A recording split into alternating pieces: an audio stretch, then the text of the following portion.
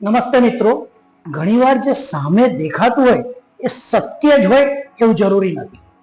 ક્યારેક એવું બને કે કોઈ કારણવશ સત્ય છુપાઈને રખાયું હોય અને સમય જતા તે છતું થાય ત્યારે આશ્ચર્ય પ્રમાણે. આજે આવી જ એક નાનકડી વાર્તા જે આપણને સમજાવે છે કે ઉતાવળે કોઈ અભિપ્રાય બાંધી ના લેવો, જે માત્ર બાહ્ય દેખાવને લીધે બનતો હોય. એક નાનકડા શહેરમાં એક કાપડના વેપારી એક મોટી દુકાન ધરાવતા હતા અને પૈસે ટકે ખૂબ સુખી હતા. તેમની દુકાન પણ ખૂબ સારી ચાલતી, એટલે ઘણા ગ્રાહકો ત્યાં આવતા. આ જ શહેરમાં એક લારી વાળો હતો જે નજીકના ચોક પાસે પોતાની લારી ઉપર ચા, નાસ્તો અને બપોરે સામાન્ય ભોજન આવું બધું વેચતો.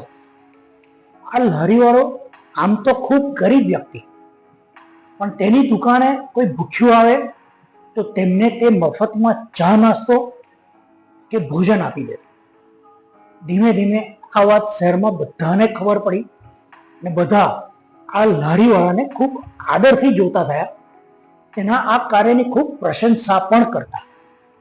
એક દિવસ એક વ્યક્તિ પેલા કાપડના વેપારીની દુકાને કાપડા ખરીદવા ગયો. વાતમાં તેણે વેપારીને કહ્યું, તેઓ આટલા પૈસાદાર છે તો તેમણે ગરીબ લોકોની થોડી મદદ કરવી અને જરૂર પડે ત્યારે મફત કપડાં કે અન્ય જરૂરી વસ્તુ દાન કરવી જોઈએ. પણ પેલા વેપારીએ જણાવ્યું કે તે આવું કોઈ ધર્માદાનું કામ નહીં કરે.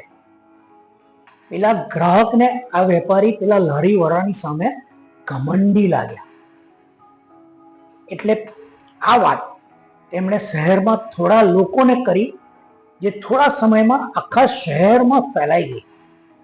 બધા આ વેપારીની સરખામણી હવે પેલા લારીવાળા સાથે કરી વેપારીને અહંકારી અને અધર્મી કહેવા લાગ્યા. તેઓ કહેતા કે આ લારીવાળો પૈસાથી ભલે ખરીદ છે, પણ દિલથી કેટલો અમીર છે, જે ગરીબને મફત ભોજન કરાવે છે. જ્યારે પેલા વેપારી આટલા પૈસાદાર હોવા છતાં કોઈ જરૂરિયાતની મદદ જ નથી કરતો.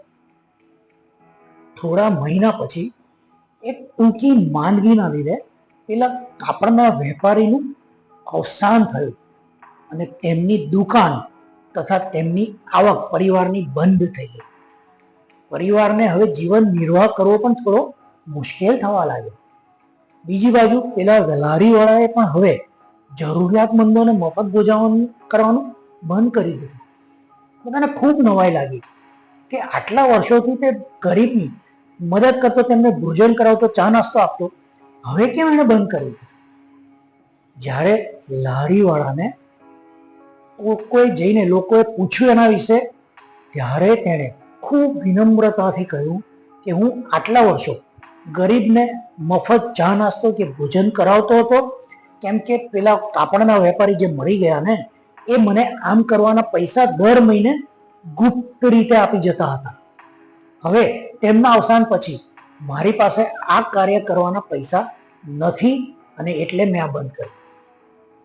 આ વાત સાંભળી આખું શહેર અચંબિત થઈ ગયું કે જે વેપારીને તેઓ અધર્મી, કંજૂસ અને ઘમંડી માની તેની ટીકા કરતા હતા, તે વાસ્તવમાં ખૂબ નમ્ર અને પરોપકારી હતા, પણ સાથે પોતાની વાહ ન થાય એમ પણ ઈચ્છતા હતા. અને એટલે તેમણે પેલા લારીવાળા સાથે સંબંધ બાંધી તેને નિમિત્ત બનાવી તેના દ્વારા ગરીબ લોકોને મદદ કરવાની વ્યવસ્થા કરી હતી અને આ ગોપનીય પણ રાખી. બધા શહેરીજનોને હવે સમજાયું કે જે બહારથી દેખાતું હોય તે બધું જ સાચું હોય તે જરૂરી નથી. જો મિત્રો, આજની આ વાત ગાંઠે બાંધી લો કે સત્ય જ્યાં સુધી ઉજાગર ના થાય ને, ત્યાં સુધી બહારથી દેખાતી પરિસ્થિતિને લઈ કોઈ ચોક્કસ અભિપ્રાય બાંધી ના લેવો જોઈએ અને સત્યને શોધવાની કોશિશ કરતા રહેવું જોઈએ. તમને આવો કોઈ અનુભવ થયો હોય તો કોમેન્ટ બોક્સમાં લખીને જરૂર જણાવશો, જે અન્ય માટે એક દ્રષ્ટાંત બની શકે. NK વિચાર શ્રેણી ની અંતર્ગત આજનો આ વિડીયો જોવા બદલ આપ સૌનો ખૂબ ખૂબ આભાર. ચેનલ સબસ્ક્રાઇબ ના કરી હોય તો જરૂર કરશો જેથી આવતા અઠવાડિયે અને દર અઠવાડિયે આવા મોટિવેશનલ વિડીયો અને તે પણ ગુજરાતી ભાષામાં તમે માણી શકો, તેનો લાભ ઉઠાવી શકો, તમારા જીવનમાં કંઈક સકારાત્મક બદલાવ પણ લાવી શકો. આવતા અઠવાડિયે એક નવી મોટિવેશનલ વાર્તાના નવા વિડીયો સાથે ફરી મળીએ. ત્યાં સુધી આપના મિત્ર નિલેશ ખીમસરિયાને રજા આપશો. આવજો.